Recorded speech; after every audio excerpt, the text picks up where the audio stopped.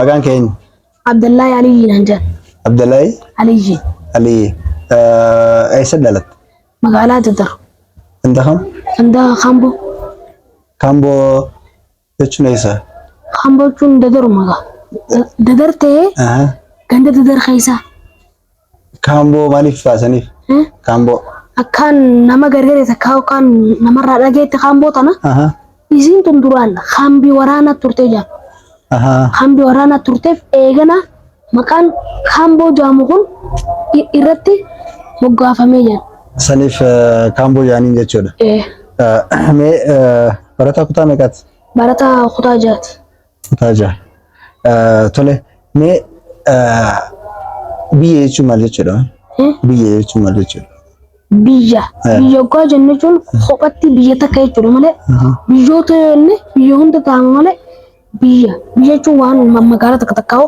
magaalaa takka fakkeenyaaf yoo fudhanne magaalaa Zarzarjaame isin biyya maqaas biyya jechuun maqaa tokko kan qophaa kan magaalaa tokko waamamu biyyoota yennaan ammoo biyyoota hunda fudhata biyyoota oguu jennu fakkeenyaaf akkam biyyoota Itoophiyaa keessa kana jaami Dirreedhaa Harar Dadara Qobboo Maarree akkana kana faana Itoophiyaa yoo ta'e immoo biyyoota ta'a jechuudha Oromiyaa ta'e Oromiyaanis biyyootuma qaba biyyootuma tole mee jireenyaa fi hawaasa mee akkamiin ilaaltaati jireenyaa fi hawaasa jireenya hoggaa jennu amma jireenya nama tokko yookaan waan namni san jireenya hanga rabbiisa jiraachisan kaa yookaan qaniinsaatti dhuftu jiraatan hawaasa hoggaa jennu immoo ummata hawaasa hoggaa jennu ummata yookaan ummata walii galaa jechuudha hawaasa jechuun ummata walii galaa jireenya jechuun waan namni jiraatu kaa'u jireenya namni tokko jiraatu jechuudha. Tole mee gama addunyaa kanaa maaliif dhufte meeti?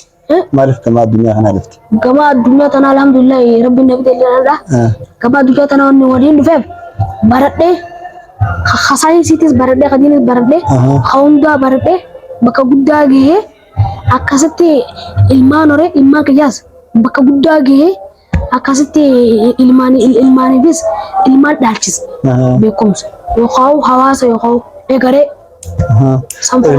ilmaan horuu bujettu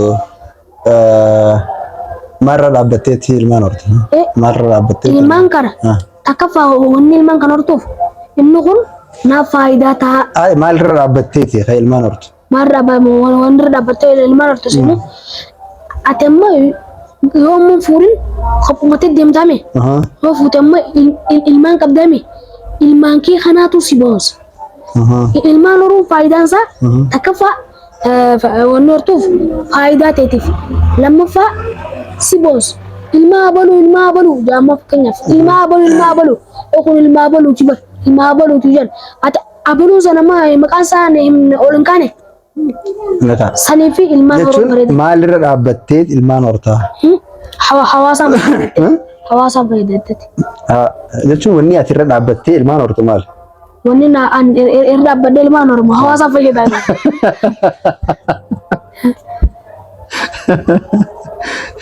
hawaasa fayyaduuf jechuudha. Tole mee jireenyaa fi hiyyeessa mee akkamiin ilaalta? Yeroo ammaan tanaa immoo jireenya jechuun waan namni tokko jiraatu jechuudha.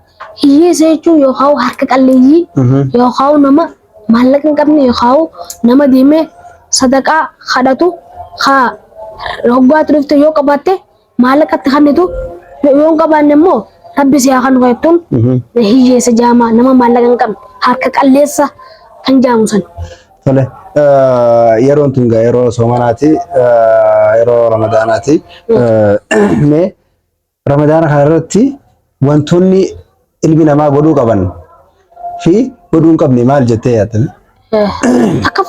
Akka shartiitti akka ulaagaatti namni kun ramadaana soomuudhaaf islaaminaa qabaachuu lammaffaa aqlii qabaachuu goonnu maraataa ta'uu qabu.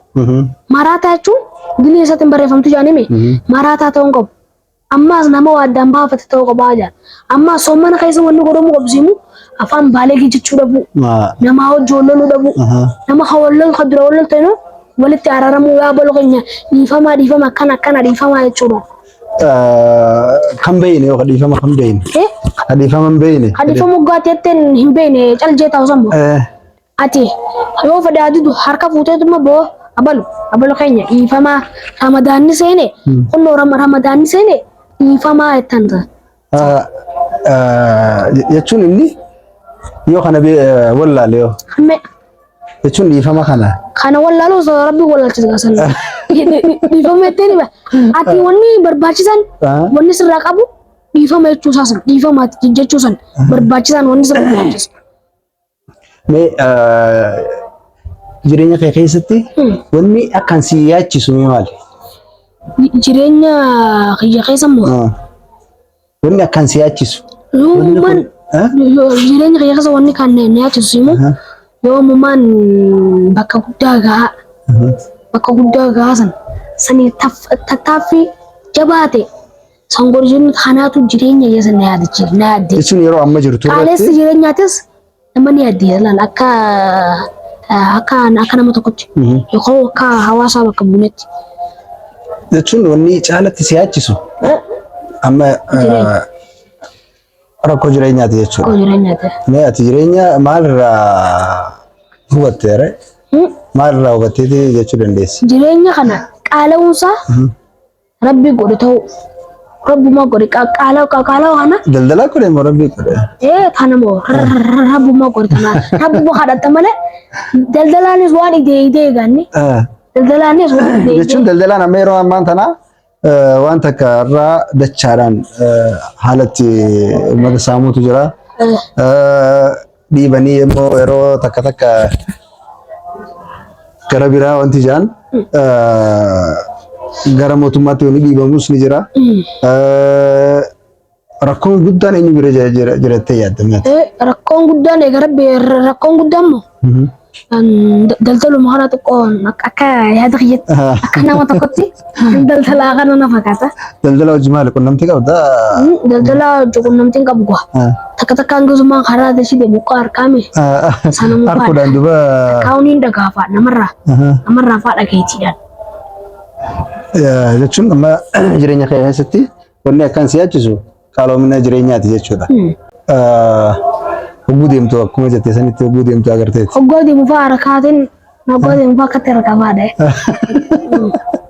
Harkuudhaan duba ni barta ni beekama. Harkuu kanarraa barnoota fudhachuu jira. Atama shaqala tokko immoo hidheetame.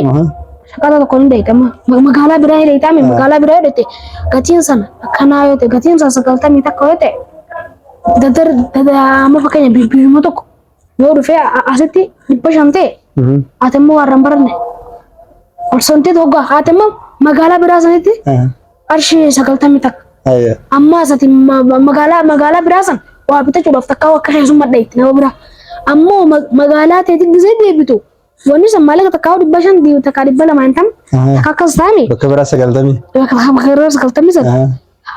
Jettee ilaalu gosa adda baafatta. Gosa adda baafatta jechuudha. Abdallahi irra sagantaa keenya irratti dhuftee waliin yeroo dabarsiteef hedduu galatoomii. Kana boodallee sagantaa keenya irratti akka hirmaattu abdii qabna. Galatoomi. Isinis waan maqaa yuutuuba kanaatiin yookaan maqaa yuutuuba Heegariituu jedhamuun isinis na afeeruu keessaniif galatoomaa isiniin jenna. Tole, galatoomi. Tole egaa sagantaa keenya kanumaan goolabnaa. Daawwattoonni keenya chaanaala keenya kana subscribe godhuudhaan akka maatii keenya taatan abdii guddaa qabnaa. Galatoomaa kun alla magan. An akka nama tokkotti wanni hawaasaa dhaamu yuutuubni kun yuutuuba Heegaree yookaan bilcheessaa Heegaree ta'uudhaaf yuutuuba kana akka kallattii yookaan akka namni hariin kan isaaf haarawaa ta'e kan yuutuubni kun isaaf haarawaa ta'e subscribe akka godhu kisiidhamna akka hawaasaatti akka inni jee alla magan jenna asumaan nagayaan nuuf tura isiniin jenna.